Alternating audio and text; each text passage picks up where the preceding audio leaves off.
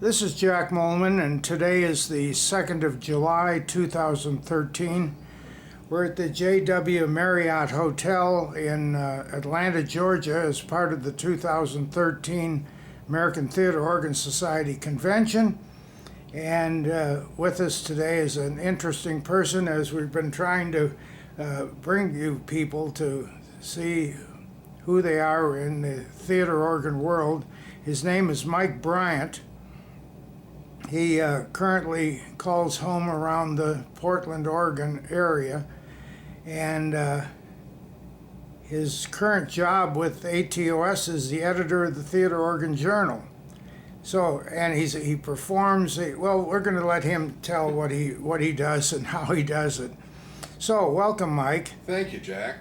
Now, where and when did you first get interested in music? Well, I was born as a young child, and I think it just started almost from the womb. I was raised by my grandparents in the San Francisco Bay Area, and my grandmother was a music teacher and a professional musician in her own right.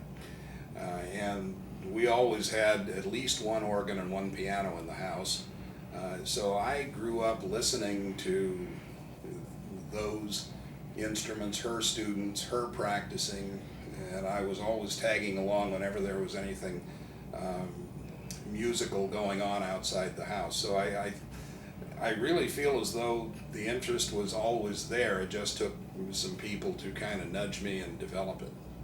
So somewhere along the line you got into the organ, and I did. Did that have any unique experience in getting into that? Well, yeah, there were a lot of them.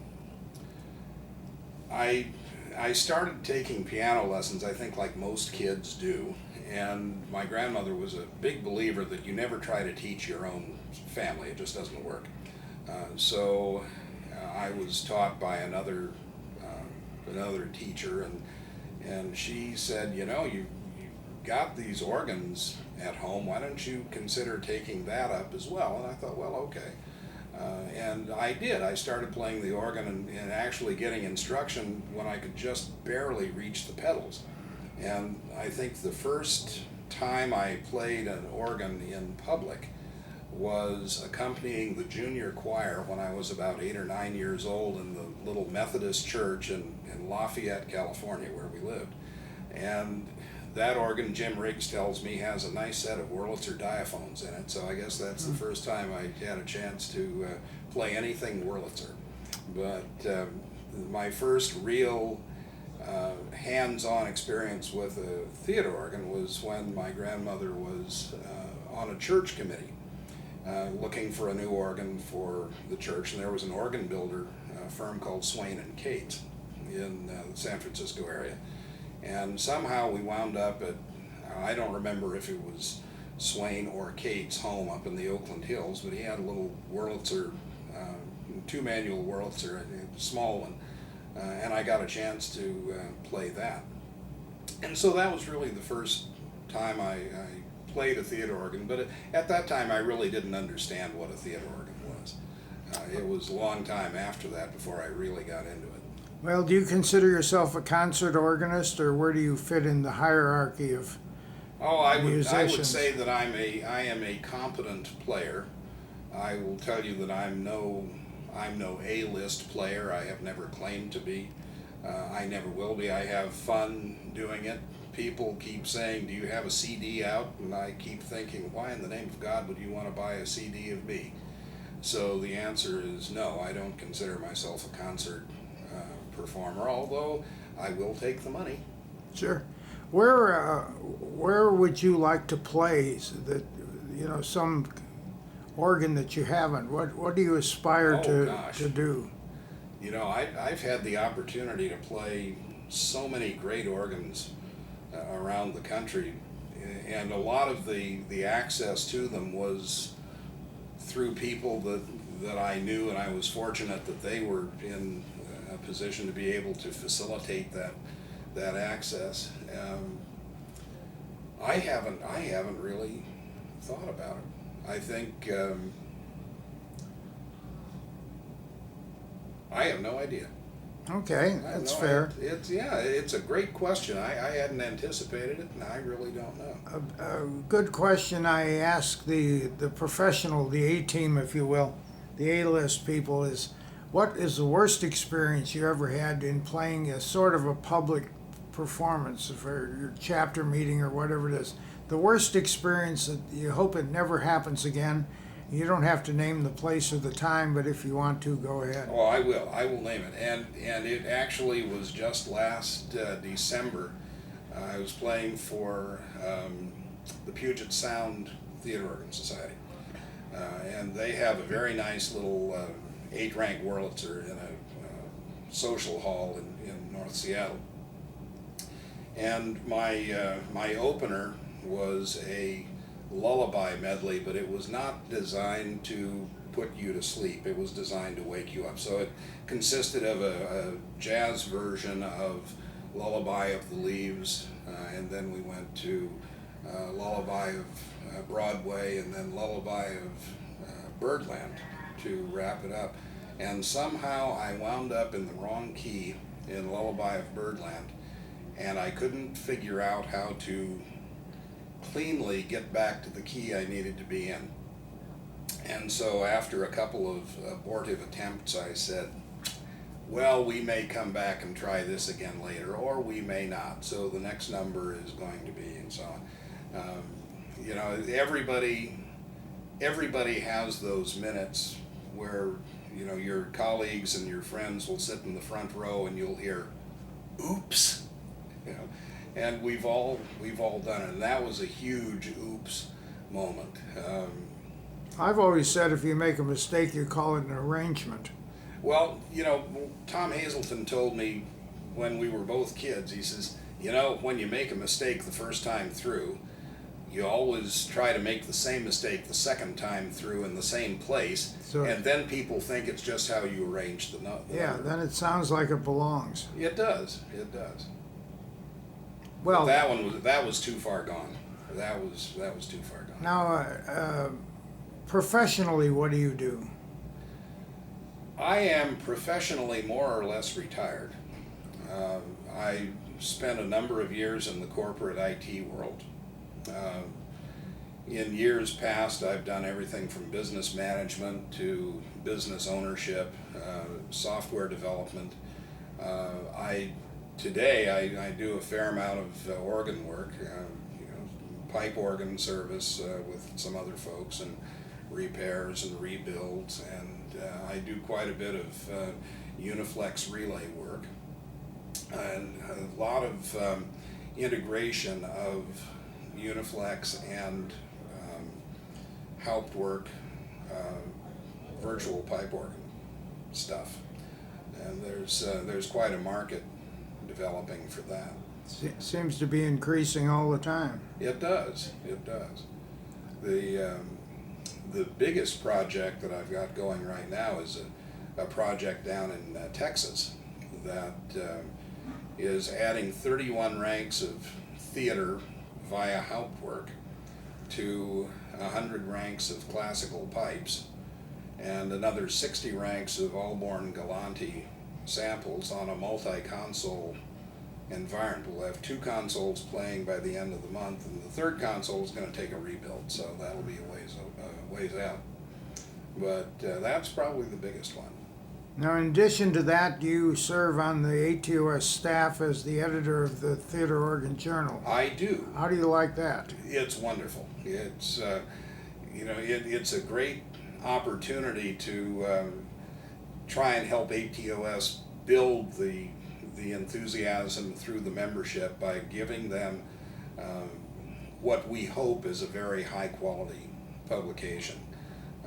We work hard on it. We have a great staff. Our graphic designer in Indianapolis is a gal named Danielle Stark, and she is just phenomenal. All the accolades that come my way, and my co-editor Don Feely, as far as the journal appearance, we really need to pass those forward on to Danielle. We give her the content, and we rely on the membership to give us the content, and we polish it up, we put it together, and then she makes it into an absolutely stunning publication. So it's not by any means a one-person job to make it come out the way it does. It takes a lot of work from a lot of people, and we've got great people doing it. Well, if, we're making these interviews and we put them on YouTube, and you never know who's going to look at them and what, be the young people, old people, seasoned theater organ enthusiasts, or just somebody that happens on it by mistake.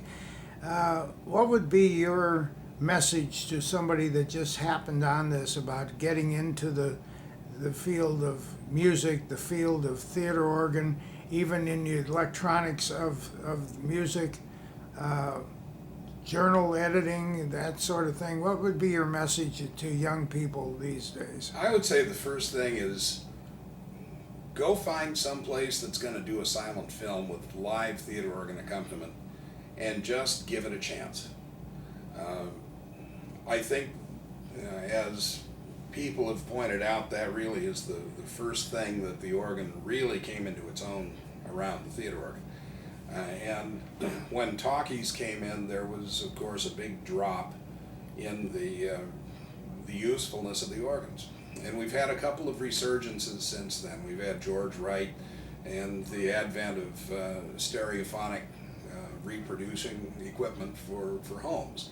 And I remember when I was a kid and stereo was the big new thing, you couldn't go into a hi-fi store and hear a demonstration that didn't involve George Wright at the pipe organ being demonstrated on the stereo. And then we had the pizza parlors, and fortunately there are still a few of them around in operation and very successfully. But the real heyday of the pizza parlor is gone. Well, now we're seeing a resurgence through silent movies, and I've been to silent film presentations in a number of cities. I have played silent films for quite a long time now, and it's amazing that you don't see just what we would consider the typical theater organ enthusiast coming to these. We see tremendously diverse audiences. We see great ranges of age. It's not gender specific. There's different educational levels. It's something everybody can enjoy. And it seems to me that the younger people enjoy it just as much as the older people do. And that's where we really see the growth in the audiences, is with the younger people through silent film. So I would say give it a chance. Find one, take the effort to find one, and go. And of course, if you have a pizza parlor in your area, if you're lucky enough to have one of those that has an organ in it, go haunt the place. And most of the organists, in fact all of them that I know, are more than happy to spend some time and talk to you about the instrument and give you some guidance, and who knows, maybe you can just take your Casio keyboard and hook it up to a computer and get the free version of Hauptwerk and the sample theater organ they have, and try making some noise yourself. Yeah, that's what I was going to bring up, because that's what we call the virtual theater organ. Virtual organ. What do you think is the future of the virtual theater organ? Of course, to me, an Allen and a Rogers or some of these are virtual in that they're electronic. They just happen to be a little bit more sophisticated. Well, that's true. The big difference between the Allens and the Walkers and the Hauptwerk is that where you're getting a professionally built console with very high quality electronics in it, absolute first-rate technology going into the sampling, and of course you're getting a warranty too, which is a big thing. I mean, it's a major investment. And then on the other side of the coin, you have the virtual theater organs where you're buying software and you're buying a computer and you're putting this together. You can go very, very simply with a $150 keyboard and a $300 computer and a pair of headphones, or you can go, as some folks have done, with custom-made consoles and you know, the same quality of materials that Allen and Walker put into their equipment, and you can spend almost as much money, if not more, than you would pay for an Allen or a Walker. I think a lot of it kind of goes back to, remember the days of the Heath kits? Oh, yeah. You could go down to your local hi-fi shop and you could buy a Scott tuner, or you could go to Heath Kit and you could buy the kit of the same Scott tuner and you could put it together yourself. Hopefully it would work. And yeah, and if you followed all the instructions and you did it right, it was going to work. And the virtual organ really, I think, is going to appeal a lot to the same kind of guy who would have gone and bought the Heath kit as opposed to going to the shop and buying the ready-made product. There are some other things that you can do with the virtuals and the software. You can have multiple organs that you can switch between, not quite on the fly, but very quickly.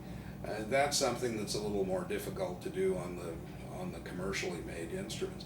But each has a place in the market, and depending on what you want to do with it. I get letters from people who have built virtuals, and they say, you know, if it wasn't for getting my hands on and actually feeling like I had an investment in this of myself rather than just my money, I probably wouldn't have gotten into the music world again that I'd been out of for so long. And now it's got me enthused, and now I'm looking at new ready-made instruments. I'm looking at Allen's and seeing the new product that they're coming out with, and so it's a